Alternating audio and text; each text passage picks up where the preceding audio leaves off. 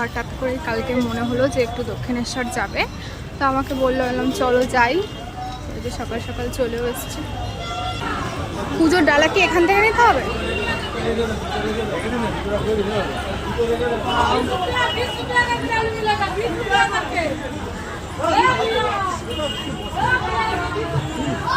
এই যে দেখতে পাচ্ছ এখানে সব পুজোর ডালা বিক্রি হচ্ছে। আমি প্রথমবার আসলাম, ভীষণ ভালো লাগছে। এরকম লাইন দিয়ে দোকানগুলো দেখতে কত সুন্দর লাগছে।